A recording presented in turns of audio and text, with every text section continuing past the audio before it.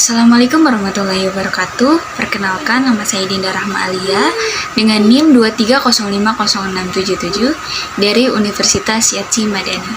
Pada kesempatan kali ini saya akan menjelaskan tentang peta Carnot 3 peubah dari mata kuliah pengantar sistem digital dengan dosen pengampu Bapak Ihsan Maulana Eskom MTI. Oke, kita langsung saja ke pembahasannya. Oke, di slide yang pertama di sini ada pengertian peta Carnot. Peta Carnot juga dikenal sebagai Carnot Map atau K-Map adalah alat grafis yang digunakan untuk menyederhanakan fungsi logika dalam desain sirkuit digital. Ini adalah representasi dua dimensi dari tabel kebenaran yang memfasilitasi proses pengurangan ekspresi logika. K-Map membantu menemukan bentuk paling sederhana dari fungsi Boolean dengan mengelompokkan sel-sel yang berdekatan yang memiliki nilai 1. Nah, singkatnya, pengertian dari peta Carnot ini adalah bentuk penyederhanaan dari fungsi Boolean. Oke, next, kita ke slide selanjutnya. Oke, di sini ada struktur peta Carnot 3 peubah. Yang pertama, dia memiliki 3 inputan atau 3 peubah, yaitu A, B, dan C. Lalu memiliki jumlah sel 8 dan tabel kebenaran seperti yang ada pada gambarnya, yaitu ada tabel kebenaran dan K-Map. Nah, bagaimana cara penyederhanaannya? Cara menyederhanakannya akan kita bahas di slide selanjutnya. Oke, di slide kali ini kita akan membahas tentang langkah-langkah penyederhanaan dari fungsi Boolean. Oke, yang pertama di sini kita sudah punya tabel kebenaran.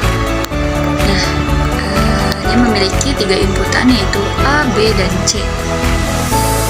Nah, bagaimana cara menyederhanakannya?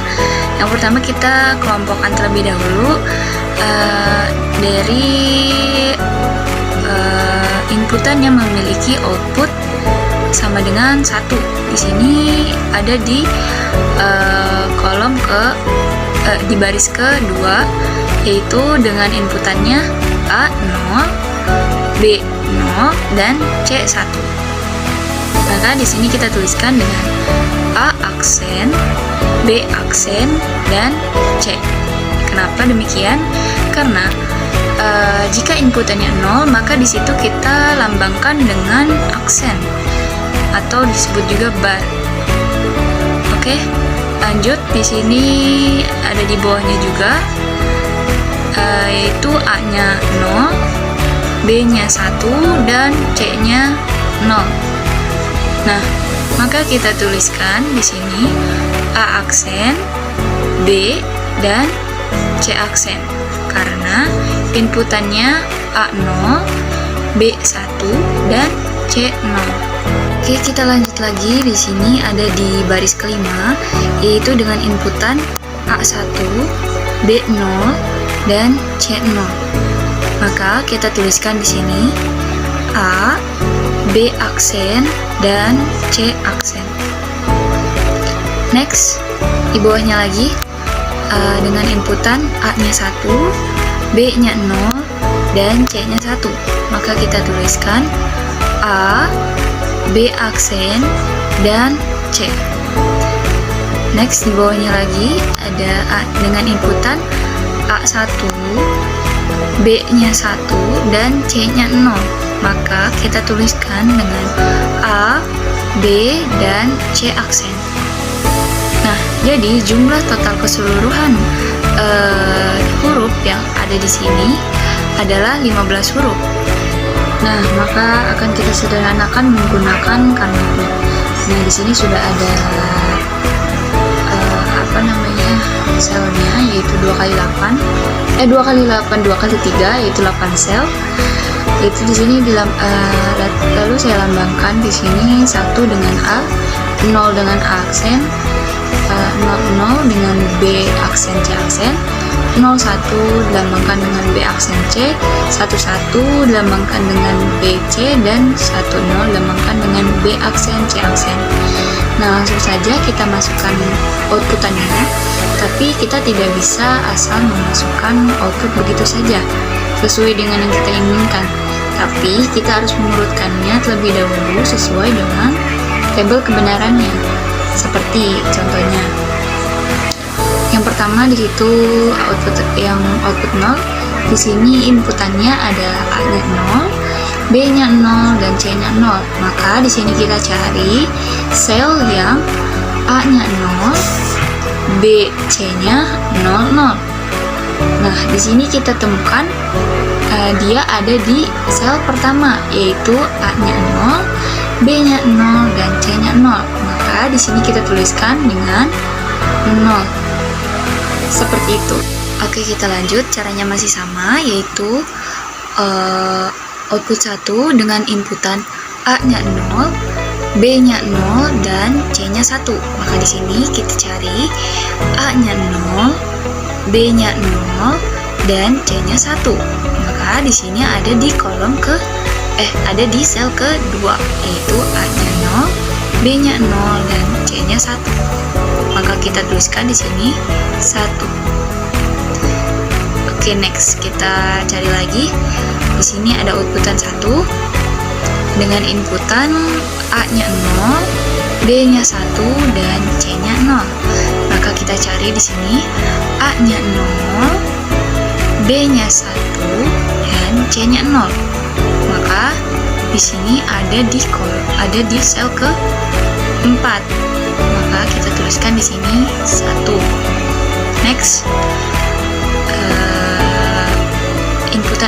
outputan 0 dengan inputan A-nya 0, B-nya 1, dan C-nya 1. Maka di sini kita cari A-nya 0, B-nya 1, dan C-nya 1. Maka di sini ada di sel ke-3. Kita tuliskan 0.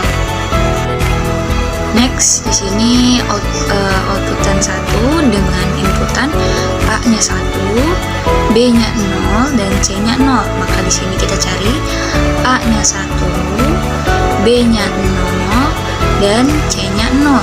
Maka di sini ada di sel ke-5. Maka kita tuliskan 1. Next, di sini ada outputan 1 dengan inputan A-nya 1, B-nya 0, dan C-nya 1. Maka kita cari A-nya 1, B-nya 0, dan C-nya 1. Maka di sini ada di sel ke-6. Maka kita tuliskan 1. Next, di sini ada outputan 1 dengan inputan A-nya 1, B-nya 1, dan C-nya 0. Maka kita cari A-nya 1, B-nya 1, dan C-nya 0. Maka itu ada di sel ke-8. Maka kita tuliskan di sini 1. Next, sini ada outputan 1 dengan inputan A-nya 1, B-nya 1, dan C-nya 1. Maka kita cari di sini A-nya 1, B-nya 1, dan C-nya 1. Maka dia ada di sel ke-7. Maka kita tuliskan di sini 0. Nah, jadi seperti itu cara memasukkan outputnya ke dalam sel. Jadi kita tidak boleh asal memasukkannya saja. Jadi kita harus mengurutkannya terlebih dahulu sesuai dengan tabel kebenarannya. Oke, next, step selanjutnya yaitu kita akan mengelompokkan sel-sel yang berdekatan yang memiliki nilai 1. Nah, yang pertama di sini ada di sel A aksen A dan sel B aksen C. Nah, maka di sini kita tuliskan dengan B aksen C. Kenapa A-nya nggak ada? Karena jika kita bertemu dengan dua suku yang berbeda seperti A dan A aksen itu, maka A-nya ini akan kita hilangkan seperti itu. Jadi A-nya ini tidak kita bawa. Maka di sini bisa kita tuliskan B aksen dan C aksennya saja. Oke, next di sini ada di sel A, B aksen, C aksen, dan di sel B B aksen C, maka kita tuliskannya di sini A, B aksen. Kenapa C-nya tidak ada? Karena seperti tadi di awal, jika kita bertemu dengan huruf yang sama tapi berbeda suku, maka itu akan kita hilangkan. Oke, next di sini ada lagi di sel A aksen A, lalu di sel B C aksen. Maka di sini kita tuliskannya B C aksen karena A dan A aksen itu berlawanan, maka akan kita hilangkan. Nah, jadi ini adalah hasil penyederhanaan dari peta Carnot. Yang tadinya hurufnya ada 15, maka jika kita ubah ke peta Carnot, maka hasilnya akan menjadi 6 huruf saja. Seperti itu. Oke, mungkin itu saja yang dapat saya sampaikan. Kurang dan lebihnya saya mohon maaf. Wabillahi taufiq wal hidayah. Wassalamualaikum warahmatullahi wabarakatuh. ご覧いただきありがとうございます。